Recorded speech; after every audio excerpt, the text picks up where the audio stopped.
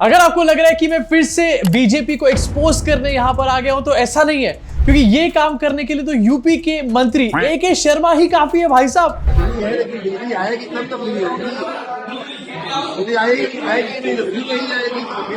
अरे इतना सच नहीं बोलना होता है शर्मा जी। मुझे लगता है मोदी जी को विपक्ष से ज्यादा या फिर जो सच्ची मीडिया है उनसे भी ज्यादा अपने पार्टी के कुछ लोगों से डर लगता हुआ। एंड 3 लोगों का नाम मेरे सामने यहाँ पर आता है। सबसे पहले AK शर्मा, उसके बाद कंगना रनौत और तीसरी आती है हेमा मालिनी।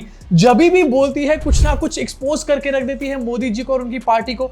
बेस्ट है भाई ये लोग, इनको यहाँ पर PM, इनको यहाँ पर फाइनेंस मिनिस्टर और होम मिनिस्टर बना दो हमारी कंट्री का। 3 दिन भी इनकी सरकार नहीं टिकने वाली, बता रहा हूं मैं यहाँ पर। मोदी जी के जाने के बाद इनका फ्यूचर काफी शेकी है यहाँ पे। अब AK शर्मा ने ये बात बोली बिहार के लिए, लेकिन मैं पक्की बात कह सकता हूँ यहाँ पर कि AK शर्मा से अगर आप इंडिया और चाइना रिलेशंस के बारे में पूछोगे ना तो उसके बारे में भी वो सच ही यहाँ पर बोलेंगे। एंड कुछ सच मैं भी आपको यहाँ पर दिखाना चाहता हूँ।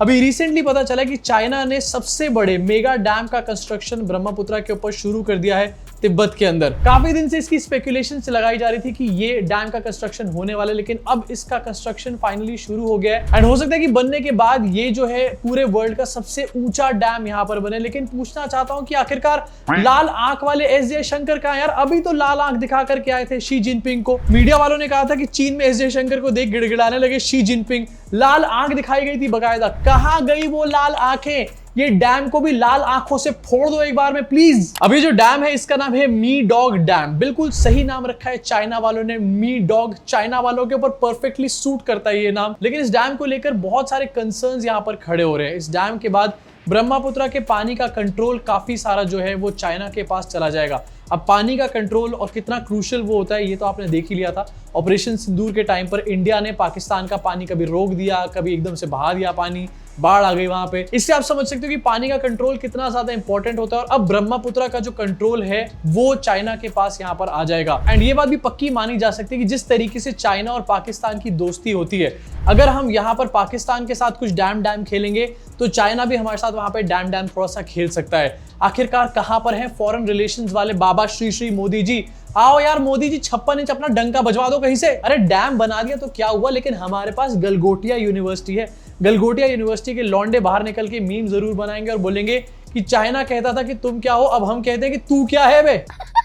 जहां पर ये डैम वाली न्यूज ट्रेंड कर रही है, इसके अलावा एक और तस्वीर ट्रेंड कर रही है एंड आपको दिखाना चाहता हूं। ये थाली है, साफ पता चल रहा है कि ट्रेन में मिलने वाली थाली है, वंदे भारत इसके ऊपर लिखा भी हुआ है। लेकिन इस थाली पे जरा गौर से देखो क्या क्या है। इसमें रोटी है, दाल है, येलो सा कुछ पड़ा है, मुझे पता नहीं है, दही है एंड साथ में आपको चिकन भी यहाँ पर नजर आ रहा होगा। अब ये फोटो किसी ऐसे वैसे बंदे ने पोस्ट नहीं करी है। ये फोटो बीजेपी के एक बड़े नेता केरला के प्रेसिडेंट ने पोस्ट करी है, जिनका नाम है Rajeev Chandrasekhar. Dinner on board Vande Bharat as I head back to Thiruvananthapuram from Ernakulam hungry. Sawan चल रहा है भाई साहब, सावन अपना ही भूल गए। केंटुकी फ्राइड चिकन को बंद करवाने के लोग गए थे। दूसरी तरफ इनके अपने नेता इनकी अपनी फिरकी ले रहे। वंदे भारत में बैठ करके चिकन पाड़ने का यहाँ पर काम किया जा रहा है। एंड लास्ट सीजन की आपको याद दिलाना चाहता हूं, मोदी जी ने खुद कहा था, स्लैम किया था अपोजिशन लीडर्स को फॉर ईटिंग नॉनवेज ड्यूरिंग सावन।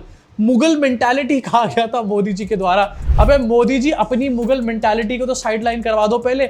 आपके अपने नेता यहाँ पर मुगल मेंटालिटी कर रहे हैं, सावन में नॉनवेज खा रहे हैं, चिकन पे चिकन खा रहे हैं, बोटियां फाड़ रहे हैं यहाँ पे, एंड आप यहाँ पर दूसरों को, अपोजिशन वालों को ज्ञान दे रहे हो। अब देखो अपने पैर पे कुल्हाड़ी मारना क्या होता है। इन्होंने ये सोचा कि राजीव चंद्रशेखर से पोस्ट कराऊंगा, ये सोचा होगा शायद यहाँ पर अश्विनी वैष्णव ने। एंड वंदे भारत में कितनी ग्रेट सर्विसेज है ये दिखाया जाएगा, उसको यहाँ पर प्रोपोगेट किया जाएगा। लेकिन इसके बीच में हो गया पूरी तरीके से पुआ इनका। यहाँ पे पहला पुआ हुआ है कि चिकन खा रहे हैं सावन में बैठ करके, जबकि खुद यहाँ पर हल्ला मचा रहे हैं, KFC को बंद करवा रहे हैं, शटर डाउन करवा रहे हैं। दूसरा पुआ यहाँ पर ये हुआ कि जूम करके देखो इस फोटो को जरा, भाई क्वालिटी ऑफ मील देखो। अगर आप चिकन साइडलाइन कर भी दो यहाँ पर तो जरा रोटी देख लो एक बार, ये कैसी रोटी है भाई। आई एम डैम श्योर कि राजीव चंद्रशेखर ने ये रोटियां नहीं खाई होंगी। कच्ची रोटियां प्रोवाइड कराई जाती है वंदे भारत के मील्स के अंदर। ये यहाँ पर नैरेटिव सेट करने के लिए ट्वीट कराया था या अपने आप को एक्सपोज करने के लिए कराया था? कुछ भी। इसके अलावा दाल की भी जरा क्वालिटी देख लो, पूरे मील की आप क्वालिटी देख लो भाई। सड़ा हुआ खाना, ऐसा खाना यहाँ पर 25 रुपए का कहीं पर भी नहीं मिलता होगा। दिल्ली में आप अलग अलग ढाबों पे चले जाओगे ना तो आपको 100 रुपए में ऐसी थाली अनलिमिटेड बार खिला दी जाएगी। ऐसे बहुत सारे फूड ब्लॉगर्स दिखाते भी हमारे को, उससे भी घटिया खाना यहाँ पर खिलाया जा रहा है। रोटियां कच्ची हैं, दाल में कुछ नजर नहीं आ रहा। दाल नजर आ रही है लेकिन ऐसा है दाल पानी में मिला दी हो जैसे। लेकिन सबसे बड़ी बात है कि भैया चिकन क्यों खा रहे हो? चिकन क्यों खाना है तुम्हारे को सावन में? और अगर तुम्हारे को चिकन खाना है तो बाकियों को भी खाने दो, बाकियों के खाने से तुम्हारे को क्या दिक्कत है? मतलब चिकन खा सकते हो तुम, लेकिन सिर्फ केरला में खा सकते हो। अगर तुम यूपी और बिहार का कोई बंदा हो तो तुम्हारे लिए चिकन यहाँ पर अलाउड नहीं है, केरला के बंदों के लिए अलाउड है। ये कैसे यहाँ पर दोगलापन चल रहा है यार। एंड इसके ऊपर से कुछ लोग और निकल कर आते हैं, इनके अपने लोग जो कि इनको यहाँ पर डिफेंड करने आते हैं। एंड कुछ लोग यहाँ पर लिख रहे हैं कि सावन जो है ये 25 तारीख से शुरू होने वाला है। कांग्रेस के लोगों को तो पता ही नहीं है कि सावन 25 तारीख से शुरू होगा। मतलब एक के ऊपर एक फजीयत कराए चले जा रहे हैं। पहले सावन में चिकन खा रहे हैं, उसके बाद अपना घटिया मीर दिखा रहे हैं, उसके बाद ये सबको बता रहे हैं कि इनको यही नहीं पता है कि सावन कौन सी डेट को शुरू हुआ था। अबे इतने दिनों से यहाँ पर कांवड़ यात्रा जो चल रही है वो काय के लिए चल रही है? यहाँ पर कौन सा फेस्ट हो रहा है यहाँ पर बेरोजगारी वाला? खैर आगे बढ़ना चाहता हूँ, एक और ट्रेंडिंग वीडियो आपको दिखाना चाहता हूँ सोशल मीडिया की। हमने अभी तक देखा है कि बीजेपी के बुलडोजर चलते हैं, कहीं पर कोई मस्जिद गिराई जाती है, कहीं पर मुसलमानों के घर गिराए जाते हैं, लेकिन अब ये पता चला है कि दिल्ली में एक जैन मंदिर को डिमोलिश कर दिया गया है। मतलब इसी चीज की देर यहाँ पर बची थी, अब मंदिरों को डिमोलिश किया जा रहा है। जिन भक्तों ने ये कह करके तालियां उस टाइम पर बजाई थी कि देखो मस्जिदों को गिरा दिया, मज़ारों को गिरा दिया, अब मंदिर गिराए जा रहे हैं, अब क्या बोलोगे भाई, ये तो तुम्हारे ऊपर ही चढ़ लिए। ये है दिल्ली में स्थित एक जैन टेम्पल जिसको बुलडोजर से तोड़ा जा रहा है। एंड डेफिनेटली ये बहुत अच्छे सीन्स नहीं है। मैं नहीं चाहता कि किसी भी धर्म के किसी भी ऐसे स्थल को तोड़ा जाए और उसके ऊपर बुलडोजर चलाया जाए, लेकिन ये काम कौन कर रहा है? केजरीवाल नहीं कर रहा है ये काम कर रही है रेखा गुप्ता की अपनी सरकार। दिल्ली गवर्नमेंट ये एक्शन ले रही है और बुलडोजर से यहाँ पर मंदिरों को तोड़ने का काम कर रही है। और ये पहली बार नहीं है, मार्च के महीने में भी ये न्यूज सामने आई थी कि मंदिरों में बुलडोजर चलाया जा रहा था ईस्ट दिल्ली में। उस टाइम पर प्रोटेस्ट हुए थे और उसको रोक दिया गया था, लेकिन ये चीजें फिर से एक बार स्टार्ट हो चुकी हैं। भाई रेखा गुप्ता को पीएम बना दो यार, मैं बता रहा हूँ इनको भी बना दिया था पीएम। 3 दिन के अंदर सरकार ढा। मेल्टडाउन ऑफ राइट विंग आपको दिखाना चाहता हूँ। एंड मेल्टडाउन दिखाने के लिए मिस्टर सिन्हा से बेटर कौन हो सकता है? सो मिस्टर सिन्हा का मेल्टडाउन देख लो। The news about bulldozer at the Jain temple in Delhi is really shameful and shouldn't be tolerated. Delhi government must take strict action against the officials who ordered this।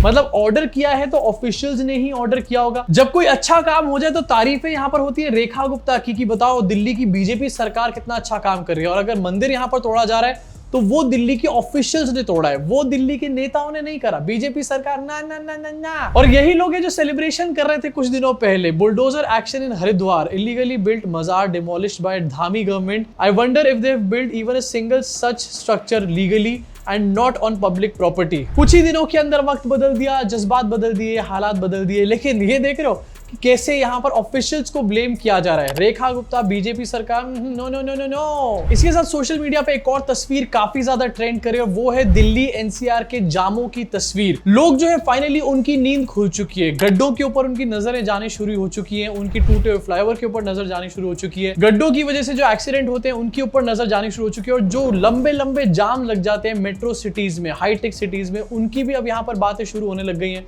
Social media पे discussion हो रहा है Delhi NCR के jams का, और यहाँ पर गुड़गांव का एक ट्रैफिक जैम जो कि रिसेंटली काफी ज्यादा लंबा ट्रैफिक जैम देखा गया था। ऐसा लग रहा था कि सड़क कहीं है नहीं, सिर्फ गाड़ियां ही गाड़ियां और गाड़ियों की लंबी कतार यहाँ पर है।